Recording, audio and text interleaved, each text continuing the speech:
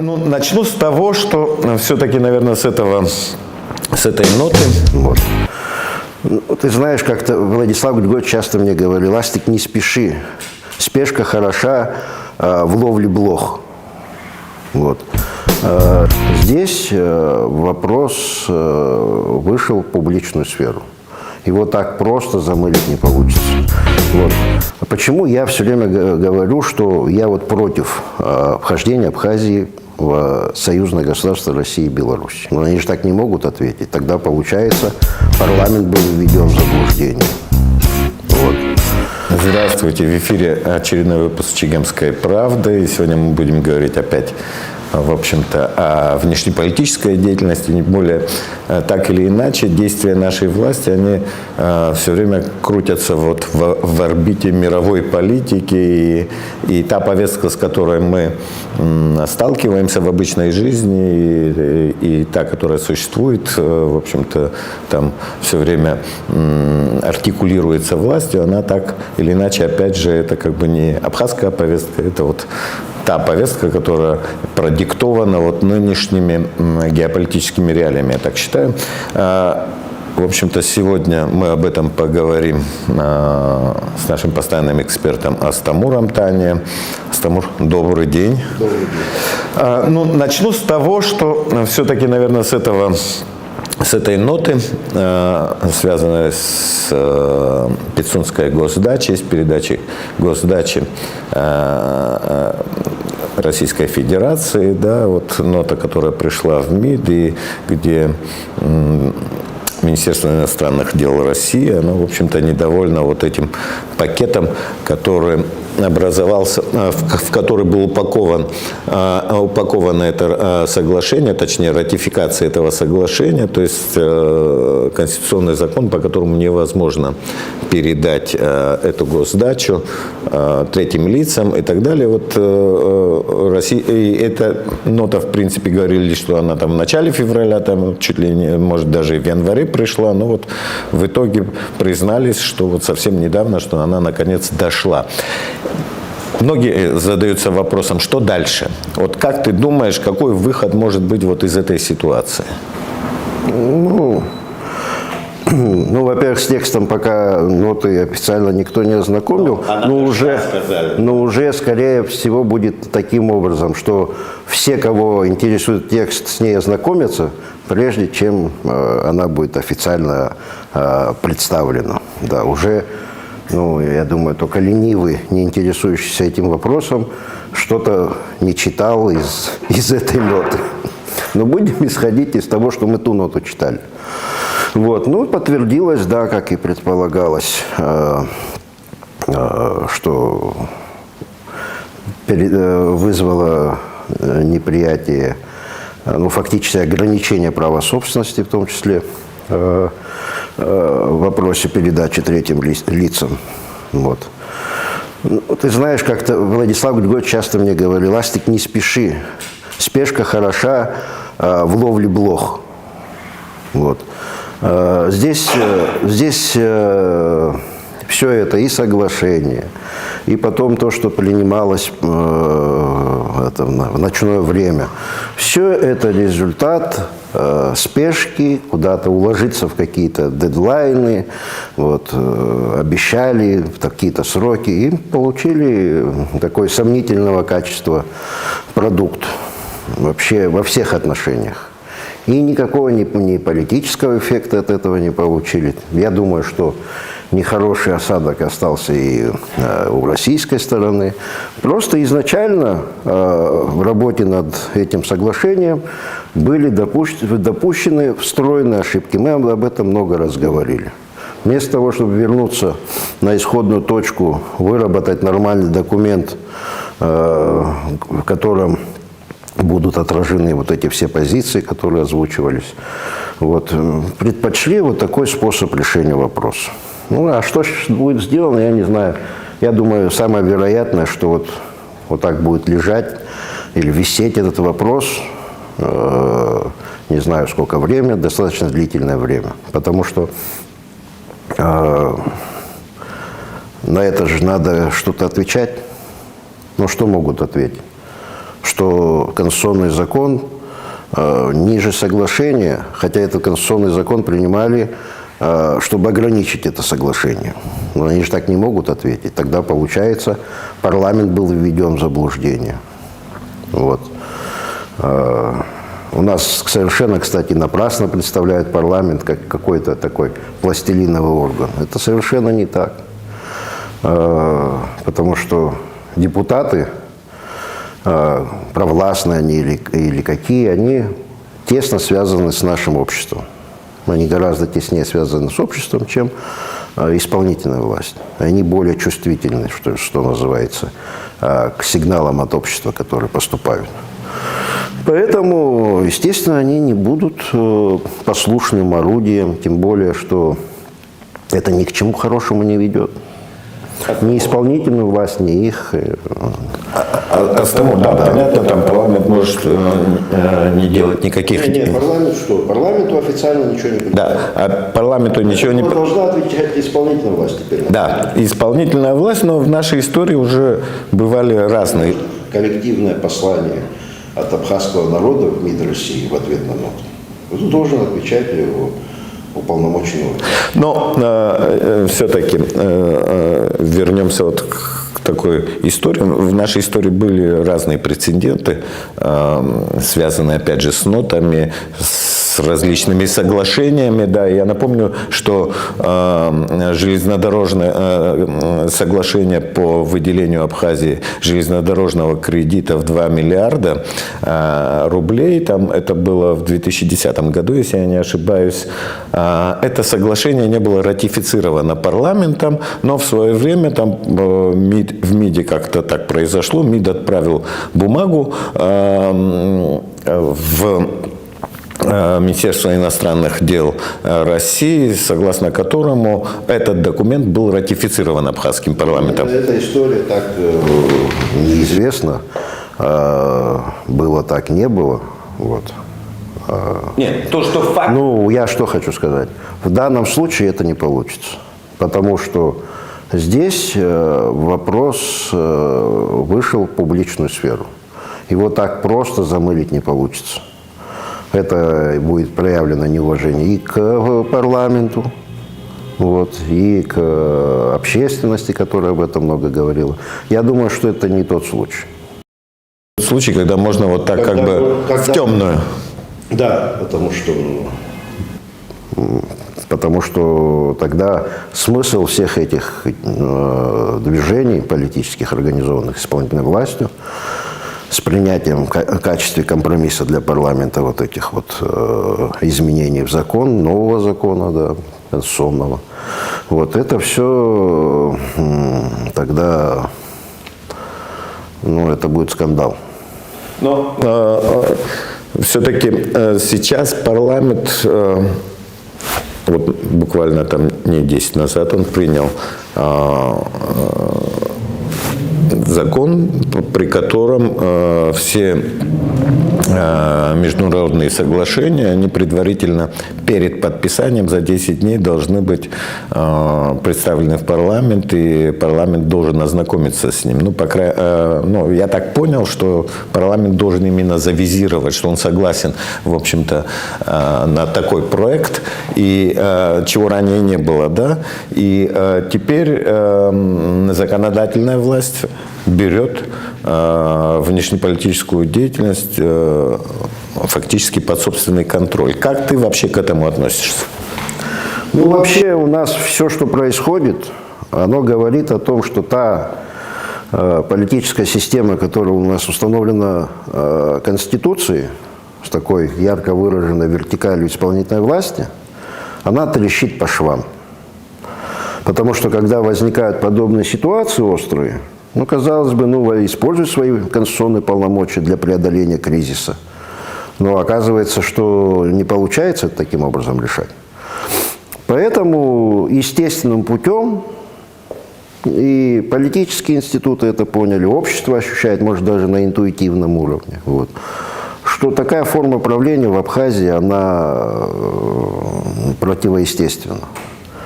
Отсюда такие вот решения. То есть, с одной стороны, это на самом деле встречное движение, как там власть не пыталась бы как-то усилить свои там позиции, влияния. Когда дело доходит до кризиса, исполнительная власть первое, что делает, она стремится разделить ответственность с парламентом, чтобы не самой это, хотя у нее все полномочия для этого есть. Вот, поэтому процесс этот идет. Я думаю, что это решение, конечно, оно своевременное. Посмотрим, как президент подпишет его или нет. Это своевременное решение, потому что мы небольшая страна, и очень много зависит в нашей судьбе от разных соглашений, которые для другой страны, они вообще бы было смешно, что в Абхазии каким-то важным вопросом являются там апартаменты, допустим. Ну, у нас своя специфика есть. Поэтому это позволит усилить контроль со стороны общества за судьбоносными для нас вопросами. Они не могут так осуществляться кулуарно в кабинете в рамках там, исполнительной власти.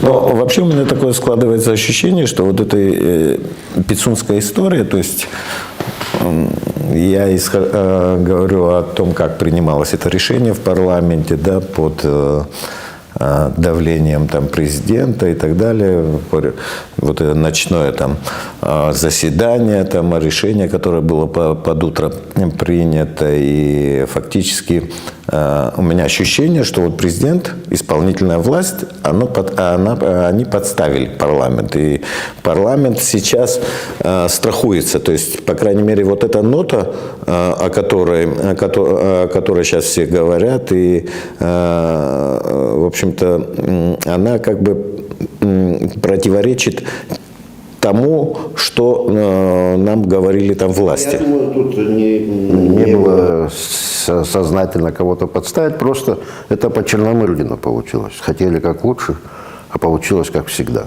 На самом деле нам, знаешь, мы все время будем сталкиваться с этими ситуациями, пока нам на самом деле нужно, как это называется, гармонизация в полном смысле слова отношений между нами и Россией. Ну, мы сейчас гармонизируем. Нет, я имею в виду гармонизация межгосударственных отношений. От такой гармонизации у нас как раз дисгармония происходит. Вот.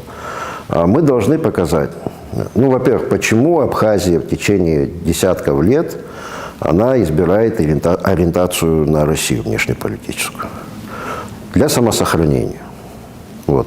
Это нашим партнерам надо объяснить. Мы взяли, потому что трудно понимать, у Абхазии и у России разные ТТХ. Это гигантская страна с многомиллионным населением, а здесь, ну, понимаем.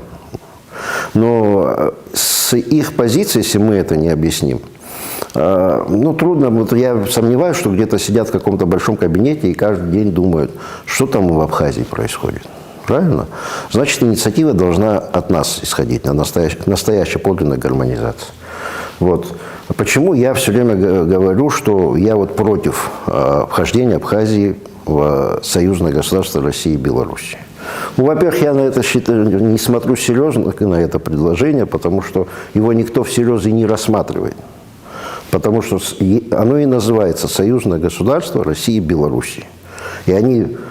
Две эти стороны выстраивают удобные для себя отношения. В чем-то уровень интеграции России и Белоруссии ниже, а в чем-то и выше, чем у нас. Вот. У нас, например, в отличие от России и Белоруссии, у нас нет своей валюты. Мы пользуемся российским рублем. То есть фактически Абхазия – это протекторат. Это двусторонние отношения. То есть когда небольшая страна фактически делегировала большой стране вопросы своей безопасности. Вот. В рамках этой вот конфигурации нам гораздо удобнее взаимодействовать на двусторонней основе с Россией, выстраивая, развивая нашу договорную правовую базу. Так нам гораздо удобнее. Нас в Союз России и Беларуси никто не приглашает и вряд ли пригласит. Вот. Сомневаюсь, что Александр Григорьевич прям об этом мечтает. Вот, чтобы появился третий игрок, а может четвертый в виде Южной Осетии, чтобы мы им там мешались. Вот. Да, поэтому нужно заниматься тем, что входит в наши возможности. Потому что у нас зачастую внешнюю политику уже превратили во внутреннюю, которая является просто пропагандистским шумом. На самом деле за этим ничего не следует и не последует. Вот. Еще раз возвращаясь к гармонизации отношений Абхазии и России, нужно сказать, вот у нас ваши войска здесь стоят. Мы находимся в рублевой зоне. Мы осуществляем по нашему договору о союзничестве скоординированную внешнюю политику. Вот. Вот это базовые вещи. Нам они необходимы гораздо больше, чем вам. Никто никуда не убегает, никто никуда не собирается. Потому что это в наших интересах. Но если, допустим, будут там... Часто это, кстати, по нашей инициативе происходит. Просто из-за того, что там какие-то коммерческие интересы люди решают, пытаются втянуть Россию в наши внутренние дела. Это будет всегда вызывать отторжение. Вот даже наши, если будут пытаться это сделать, я понимаю, такие соблазны существуют, вот, у разных политических игроков, не только у власти, показать, что мы вот святей Папы Римского. Вот. Здесь этого соблазна нужно избежать, потому что мы утрачиваем тогда цели, для чего мы и поддерживаем, и выстроили такие отношения с Россией, то есть для самосохранения. Потому что если у нас, допустим, произойдет вытеснение нашего бизнеса российским бизнесом, полное вытеснение его, или, допустим, у нас кардинальное произойдет изменение демографической ситуации, ну, тогда Абхазия не будет существовать. Зачем это тогда все? Но это же надо, вот исходя из этих позиций, я думаю, это будет вполне правильно понято. Здесь масса направлений, куда можно привлечь российский бизнес. В инфраструктуру можно привлечь, не знаю, в транспортную инфраструктуру. Масса возможностей, не знаю, в рекреацию, там, определить какие-то правила, которые выгодны не какой-то небольшой группе. По трудовым нашим резервам определить их возможности, как они могли бы от этого получить выгоду. Широкие слои населения как могли бы от этого. Вот если это уже наше внутреннее дело. Россияне за нас эту работу не проведут. Поэтому с двух сторон нужно провести, определить рамки нашего сотрудничества. Они в общем определены, и мы должны их соблюдать. Мы должны этим вопросам следовать. Вот ты говорил, что вот этот внешнеполитический вот этот фактор сейчас стимулируется нашими властями, да, и ты там как бы обозначил какие-то, возможно, там какие-то существуют коммерческие интересы. Не кажется ли тебе, что... Да, я не исключаю, что там есть и коммерческие интересы. У нас вообще всегда любая власть, там обильное присутствие коммерческого интереса было. Но мне кажется, здесь все-таки влияет то, что до выборов президентских остался год. И идти на выборы с какой-то новой повесткой у нынешнего президента, если он, наверное, будет баллотироваться, мне кажется, что он все-таки будет баллотироваться, да, у него как бы повестка с той, с которой он шел как бы вот в 2020 году, она, в общем-то, эти обещания, они не были выполнены, то есть там реформы и так далее, это все как-то забылось. Сейчас, мне кажется, единственная возможность у нынешней власти как бы самосохраниться, это вот играть вот на внешнем факторе, играть на тех противоречиях, на том кризисе, который сейчас существует между Россией и Западом, да, и вписаться вот в эту картину, да, и как бы показывать... Борются с некими темными силами. Да, что борются с некими темными силами, и вот если вот так посмотреть там все эти там работу там нашего Министерства иностранных дел, там заявление президента, такое ощущение, что вот как бы линия фронта проходит вот здесь, и наши вот как бы стоят там насмерть и так далее, да, и при этом мы, в общем-то, говорим то есть о внутренней повестке не говорим, и мы говорим о том, что нам надо как-то жертвовать, то есть вот какие-то вещи абсолютно не свойственны и нашему менталитету, и нашим как бы тем устремлениям, которые формировались все эти годы, послевоенные годы, да, то есть они как-то нам предлагают, видимо, пожертвовать, да, то есть вот тот же закон об иноагентах, да, наблюдаете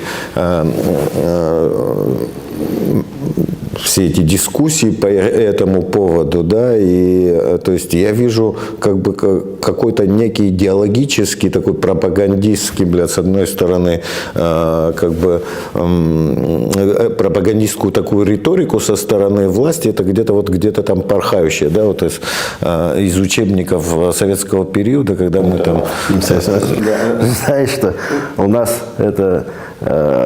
Все очень часто цитируют Фазиля Абдуловича Искандера. Ну, во-первых, наше общество гордится, что он наш земляк. Вот. Но такое ощущение, что многие его так и не поняли. Да.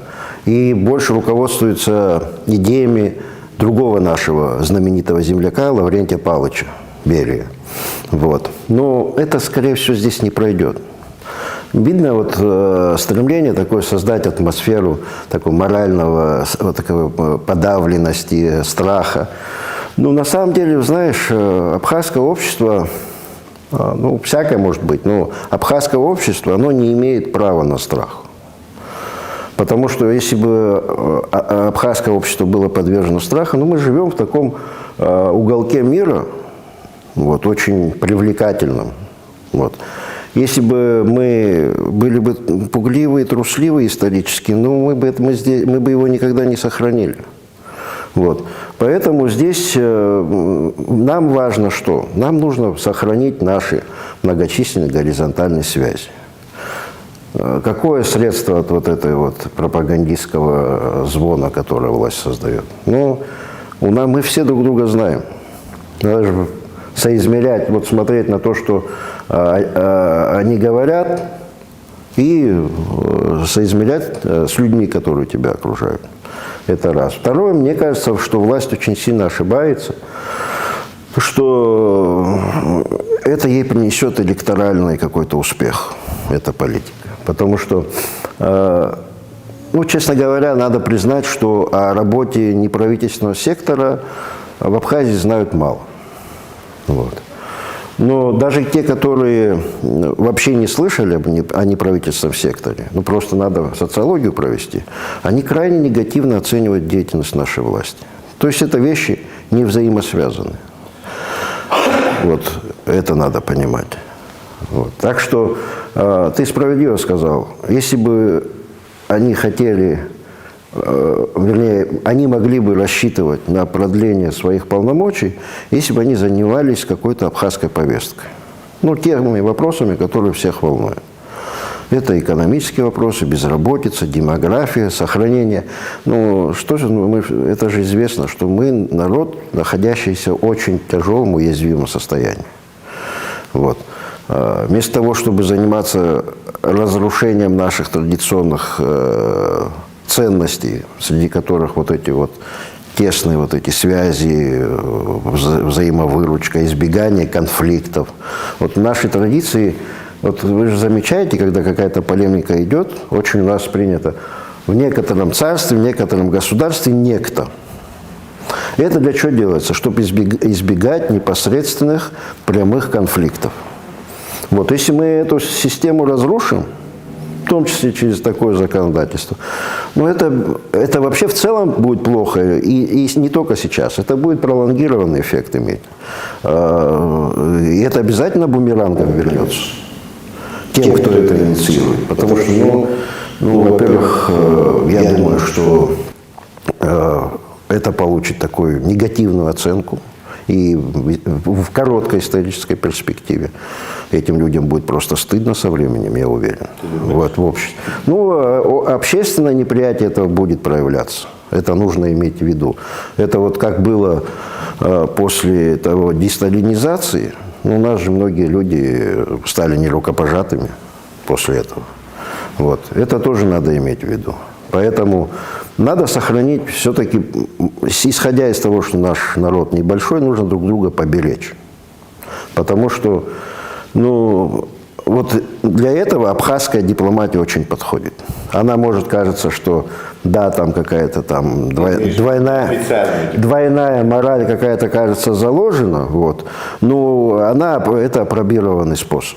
Нужно разговаривать со своими людьми и попытаться избежать максимально внутренних конфликтов. А выборы уже, они от вот этой кампании, они только себе ухудшают положение этой кампании. Потому что, можно даже выиграть выборы, но управлять-то будет невозможно. Уже пример есть. Астамур, я бы хотел коснуться еще одной темы. Она связана с той информацией, которая там на прошлой неделе там в грузинских СМИ активно муссировалась.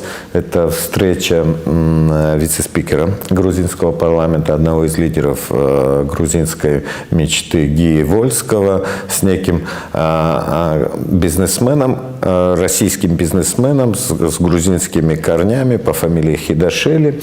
Они в кафе встречались и обсуждали, и Хидашели докладывал, что он там встречался, там имя не называет, но он говорит там с министром внутренних дел и так далее, и они обсуждали там восстановление железнодорожного сообщения. При этом потом уже Хидашели говорил о том, что вот нужно с абхазцами как бы договариваться и там создать конфедерацию.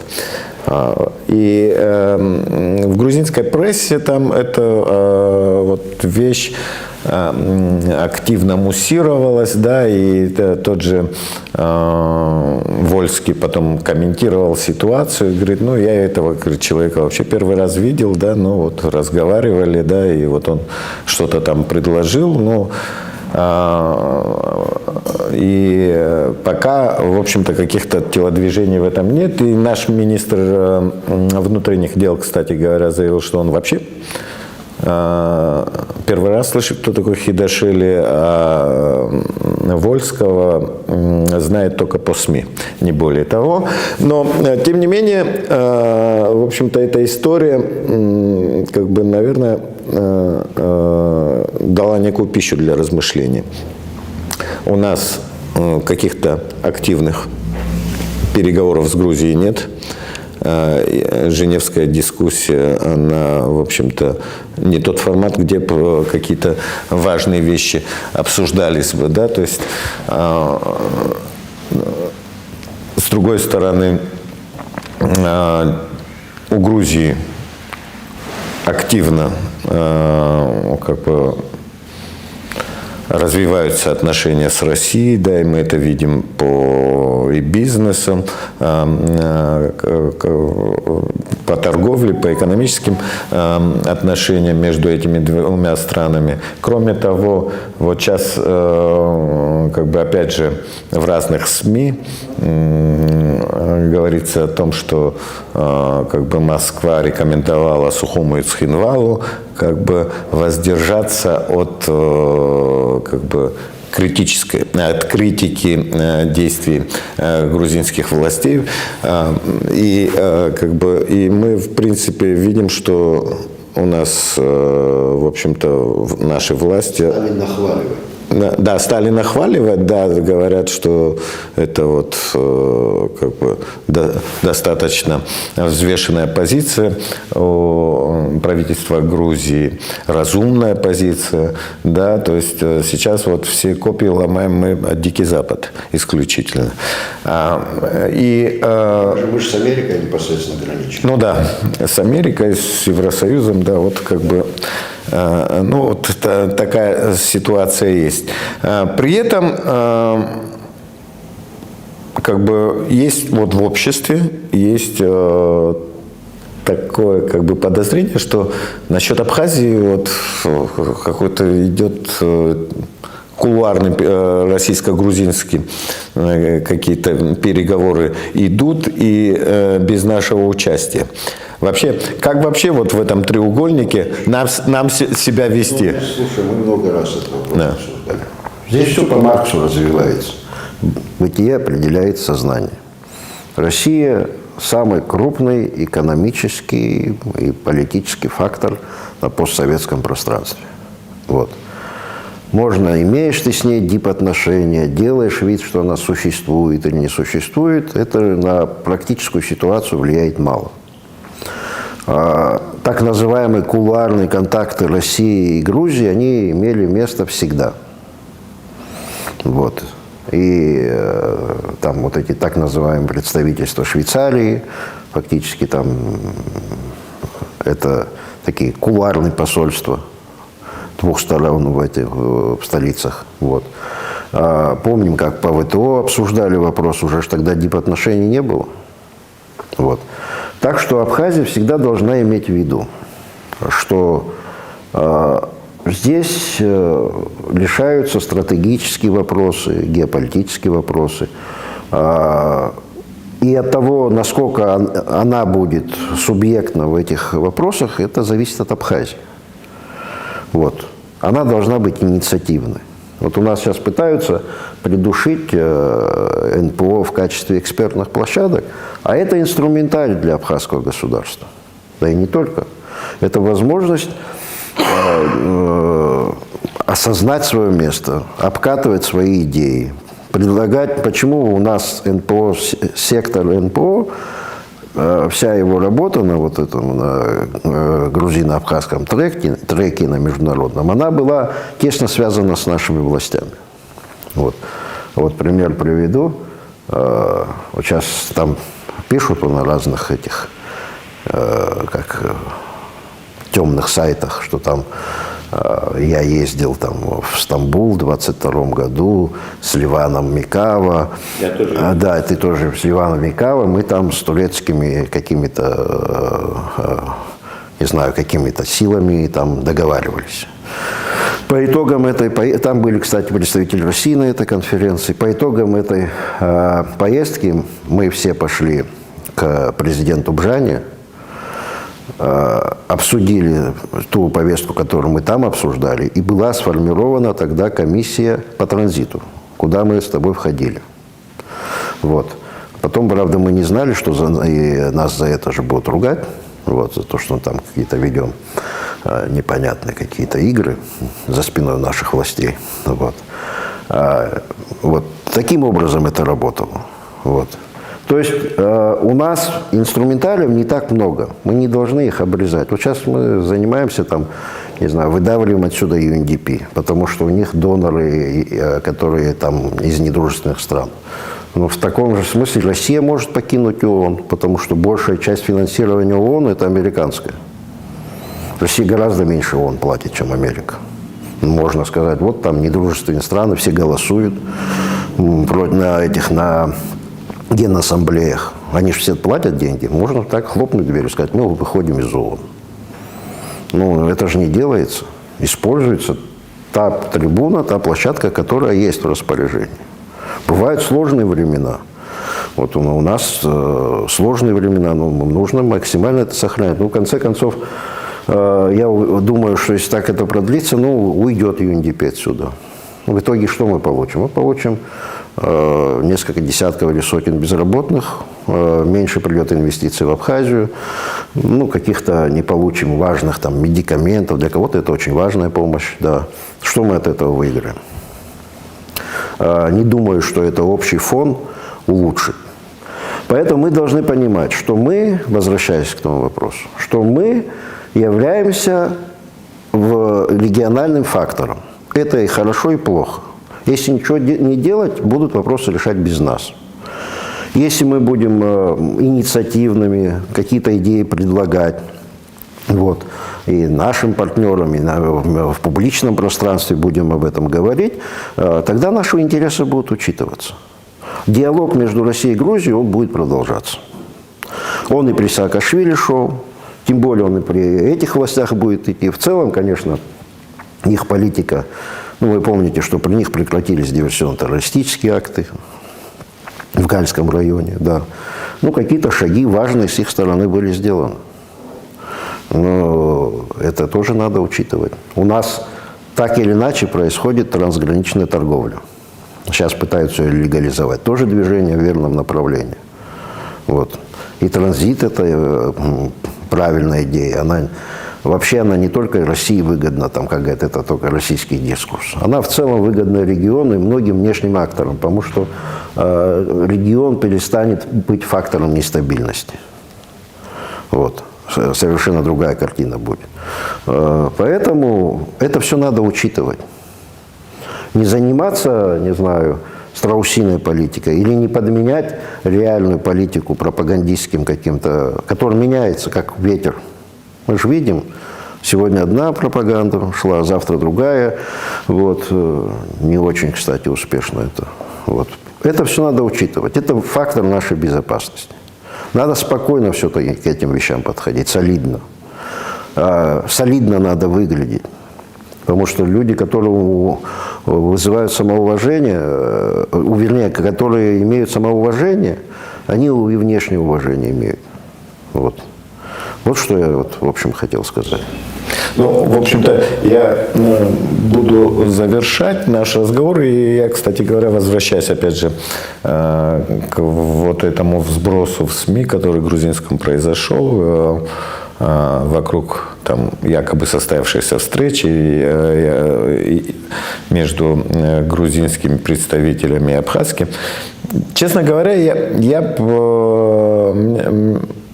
ничего против не имею того, что если представитель абхазской власти будет встречаться с представителем грузинской власти, пусть это будет как бы какие-то, может быть, неформальная встреча и так далее, и это будет в интересах, допустим, нашего государства, и там, естественно, если там устроить и грузинскую сторону, если это тоже будет им интересно, я, в принципе, ничего плохого в этом не вижу. Мне кажется, наоборот, нужно как-то активизировать, тем более, если речь действительно шла там о восстановлении железной дороги.